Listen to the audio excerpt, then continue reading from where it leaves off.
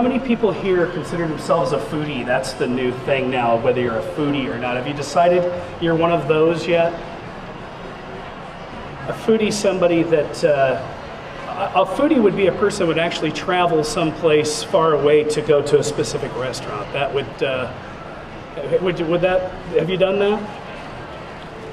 Well, we do it all the time because obviously we're foodies in my household, so I'm dragging other people down with me, but obviously I like to eat. I am here to show you how to make prime rib at home, restaurant quality. I think the holidays are great. Love the turkeys and the hams and all that, but that can get pretty old after a while, and I think it's kind of nice to change things up. I think more people would do prime rib if they were comfortable with making it, because it's an expensive cut. It's not cheap. And so if you botch up a roast and you have to throw that away, people are not comfortable with taking the chance. So often they're going to want to do what they're comfortable with, which usually is turkey and ham. But I can show you how to do it really easy and quick. But we're going to talk about a couple things. I got a couple of quips and a quiz, and whoever answers the question gets to take a jar home. And this is life-changing. This regrows hair. No, that was the Puyallup Fair, I said that. Sorry, it does not regrow hair. Otherwise, I wouldn't look like this. How many people know that the Washington State is the leading producer of cherries and apples? Oh, very good. Now, here's how you can win a jar. What town in Puyallup would be the leading producer of rhubarb? Gave it away. I mean, Puyallup Valley is the country's leading producer of rhubarb, which, you know, you see a lot of people walking around in the valley chewing on a stalk of that. That's pretty common, right? So, you know, our state produces some pretty incredible foods. In fact, is in Yakima, hops come out of Yakima and service about 2/3 of the country for beer making, which I think that's a great thing. I mean, just all by itself. So we live in a great place. We've got some of the best oysters in the world. I travel all over the country, and it's funny because I'll go to a restaurant and I'll go, hey, what do you got for seafood? And they go, oh, we got these oysters from Washington State. And so yeah, I know. And they're fantastic. So one of the things I want to talk about is barbecuing in general. And there's a lot of confusing new models of things out there as far as mechanisms go. People are going back to charcoal. They're cooking. Everybody's had their gas range for a long time. How many people have saw the new thing that came out from Charbroil and a few other folks that's infrared? It uses indirect infrared heat. Have you seen this? I have one at home. It's pretty amazing because it cooks at a temperature that's closer to restaurant heat, where you're at 650 to 750 degrees. Your gas grill left on all day is probably not going to reach that temperature. So it's really great for searing steaks because you get that really high heat on that meat, sear it, and that's kind of where you get that that char taste that you're really looking for, that you go out for. At my house, there's some great restaurateurs. My good friend of mine, Chef Bill, is going to be here today from Adriatica. Great restaurant, by the way. I'm there almost every Friday night. And there's some really good tools out there if you learn how to use these things right. You don't have to make steaks and go to a restaurant to have steaks. You can make them at home. In my household, people would rather come to the house and eat steak. We don't eat steak out very much just because of that. There's a believer right there. That's my assistant Maria, who everybody thinks is my wife, but her husband has something to say about that. So a little confusion going on there. But once you learn how to use those tools, it's really great. Now I've kind of gone back to old school. I've got the infrared. I've got a gas grill. The back of my deck has got grills all over the place. I've gone back to charcoal, and when that's handled properly, I think it's superior in flavor. You have to work a little harder. You don't have the convenience of turning something on and be able to have it ready to go. That's nice, but not always the best flavor. Let's talk about some of the mediums that they have out there these days. This is from the Big K company. This is a pressed briquette. It's generally, it's from the millings of the sawmill industry. They take compressed sawdust and then they turn it into coal. How many people have seen the cowboy charcoal that is charcoal but pieces of wood? Have you seen that? A lot of your hardware stores are carrying that, which is fantastic. The warning I would give you with that is it's a wonderful medium, but it heats very quickly, so you sear your steaks very quickly. but you also lose your heat. The compressed charcoal lasts a lot longer.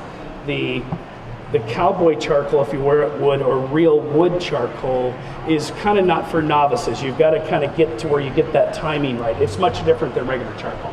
How many people, I pulled this out of my backyard. I had a new one, but I use it all the time. So I pulled this out of my backyard, so this gets used a lot. How many people have seen one of these?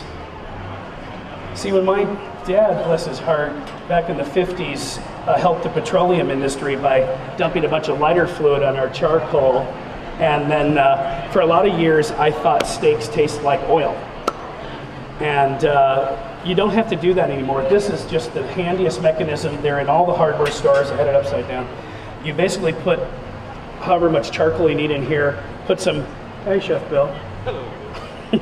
You put some paper in here, put your charcoal in here. And we should put a little bit of olive oil in the paper because in the wind it keeps going. And this is nice because there's no fuel on it.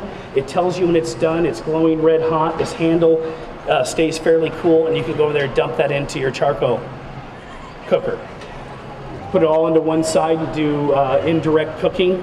But this is a great mechanism. And what's really nice is if you're going to cook on charcoal for a long time, a lot of people are smoking and they're doing slow cooking. What's nice is you can dump this one, start another one, and as those coals start to go down, you can pull out a second one of these and add to it. They're about 20 bucks, Home Depot, McClendon Hardware, anything like that. Great tool. Tools, this is the thing. I have to show you this. My Aunt Judy got this to me, and I sure hope she's not here, because this is the worst mechanism I've ever owned in my life. It is like, and I appreciate the gift, don't get me wrong, but she's going to get it back this year. I'm going to re-gift this. This is, you have to hold this with 2 hands to hold a steak, and it's like, and it looked really neat in the box, and I dig it. But, you know, I always say go pro or go home. Go to your local restaurant supply place. There's one in Tacoma that lets the public shop. Get good tools, get good tongs. It's really critical. Hey Maria, would you grab me that needle thermometer when you get a chance? I'd love to have that. The other thing is, while you're there, get a needle thermometer. Chef Bill's walking around here cruising, getting ready to do his thing. You always see folks in the kitchen have a needle thermometer, and we're going to talk about how to do this prime rib. It's critical that you be able to get the temperatures dialed in, to know where this is at, because this is going to keep cooking as we kind of go along. I want to give away a jar of barbecue sauce, I really do. How many people remember Elsie from the Borden Dairy Company? Elsie was an interesting, it was a talking cow. Those are handy in the PR industry. The funny thing about Elsie was they kind of created her and didn't become famous till the 1939 World's Fair, when kids were coming up and Borden was doing a big thing, and they had some cows and they were doing some demos, and all the kids wanted to know which cow was Elsie. So she just really kind of took off. The thing you probably don't know about that is her husband was Elmer, the bull that they use for Elmer's glue, created by the same PR firm. So Elsie and Elmer actually were man and wife. That doesn't make any sense, does it? You're just laughing at me. Every crowd has to have a ringer. Oh well, the heckler. This is what I was talking about. Thank you, Maria. You guys have seen this, right? Man, I usually have 2 or 3 of them because somehow it's like writing utensils, they disappear. But very critical piece of the tool mechanism. Go get good tools. Good tools will last you for a long time. I think you'll be far ahead for that. I want to tell you something else about a company I think is kind of interesting. Everybody's heard of Viking ranges and things of this nature. I don't know if you know this, but the gentleman that started Viking Range was a contractor, and he wanted to get out of the construction business and decided to make high quality home stoves and utensils, appliances out of his place in South Carolina. Professional style for people's kitchens. That was 25 years ago. Now there's a town called Viking, South Carolina, that employs 16,000 people at a 600,000 square foot factory. They're retail shops. They even have a hotel and spa there, which that'd be hard to explain, going to Viking for a spa.